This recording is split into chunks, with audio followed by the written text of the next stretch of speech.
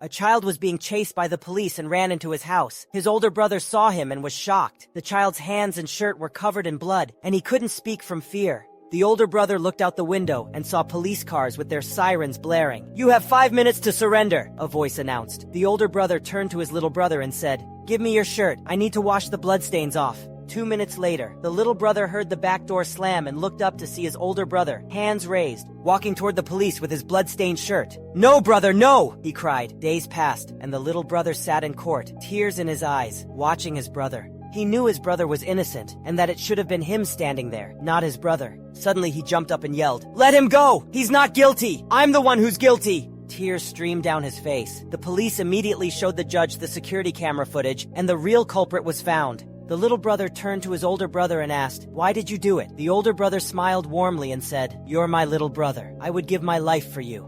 This waiter just started his shift in a luxury restaurant when he went out to serve his first rich customer. He noticed that a woman and her little girl dressed in dirty clothes sat at one table. When he brought drink to the rich customer, he went to them asking what they wanted. The mother ordered just a piece of cake, which was the cheapest on menu. The waiter brought them a piece of cake and continued working. As he worked, he overheard the conversation between mother and her little girl. He found out it was the girl's birthday. As he listened to them, he became touched by the girl's story. He then went straight to his boss, and 10 minutes later, the waiter alongside the boss and other workers showed up beside the woman and her little girl, holding a huge birthday cake and singing a birthday song. The mother's eyes filled with tears as she thanked them with all her heart. The little girl couldn't believe it, her first birthday with a cake. The waiter smiled at the little girl and told her, "I am sorry you never had a birthday present before. So let's start with this, and every year come back here for another one. Drop a heart for this kind waiter." You won't believe these two crippled men were carrying a bag and heading towards a new big company that opened in the city. They caught the attention of this journalist who decided to secretly follow them because he heard rumors and many weird things happening in the company. When he arrived at the company, he was shocked to see that many workers were crippled. Some had one eye, hand, or one leg. Some were deaf and had other issues. The journalist thought that the owner must be crazy. He couldn't believe his eyes. They were so good and their skills were very exquisite even though they were physically challenged. Suddenly, a man on suit appeared smiling. The journalist understood that it was the owner, so he approached, explained how they were one big family. Everyone knows their job and he knows all names and birthdays. The journalist was amazed but confused, so the owner smiled at him and showed his metal leg. He was also crippled. The owner explained that he was disabled from birth and abandoned by his parents. So he took a loan as a teenager and started this company to prove that no one in this life is worthless. Drop a heart and subscribe if you agree. "Grandpa, why don't you cut down this tree? It's all crooked, and it doesn't even bloom." Grandpa smiled and touched the tree's trunk as he replied, "This tree has been here for many years. Its roots run deep into the ground. Storms came, winds blew, but it always stood tall. You can see its crooked branches and the lack of flowers, but there's something you're missing.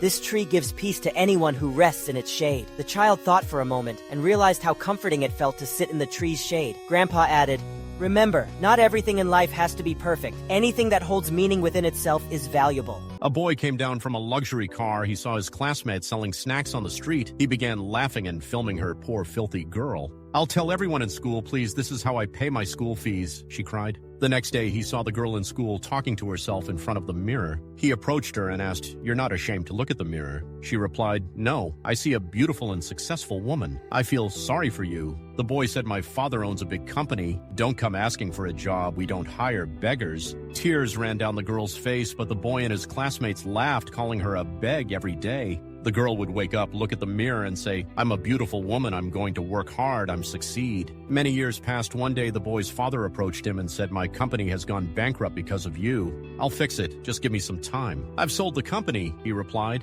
then recognized his former classmate as she walks into their house. "Did you hire another cleaner?" the boy asked his dad, surprised. The lady replied, "Hi, Mr. Collins. I just bought your company. What, you now work for me?" Drop a heart and subscribe if you won't give up. A little girl picks up an old notebook that fell to the ground amid her classmates' laughter. The pages are torn and scribbled on. Classmate, look at the poor girl's notebook. Ha ha! The girl lowers her head, but her eyes are filled with determination. By candlelight, the girl carefully tapes the torn pages of the notebook back together and fills the blank spaces with her own stories. One day, they'll all admire me. Years later.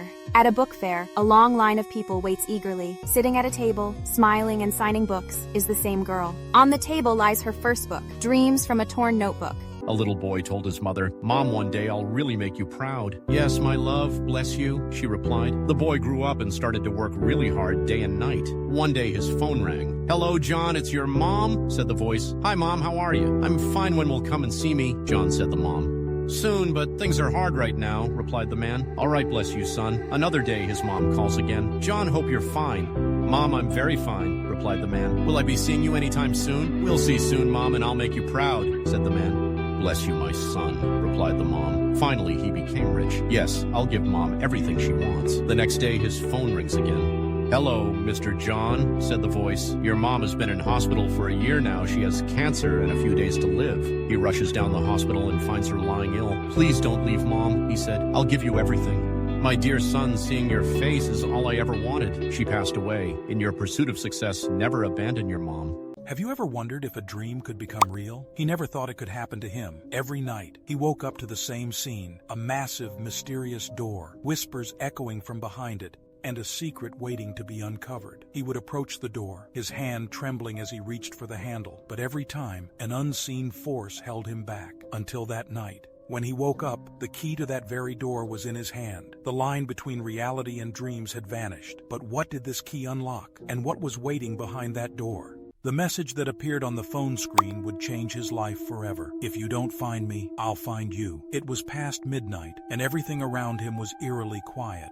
He had no idea who the message was from, but something told him that everything was wrong. He looked around the room, took a deep breath, but something felt off. The light above him flickered, then went out completely. His phone buzzed again. The screen displayed a single line. 10 minutes left. He tried to figure out what to do, but a feeling of dread settled in. Was this a joke, or was it a real threat? 10 minutes. It was such a short time. What would happen if he lost? When everything was over, what would be left? It was past midnight, and the only sound was the rain tapping against the window. In a dimly lit apartment on the 6th floor, a young woman tossed and turned in bed, unable to shake off the strange text she'd just received. "Look outside your window." Her heart pounded as she pulled the curtain aside. Nothing but darkness. She sighed in relief, ready to close the curtain, when her phone buzzed again. "Don't you see who's behind you?"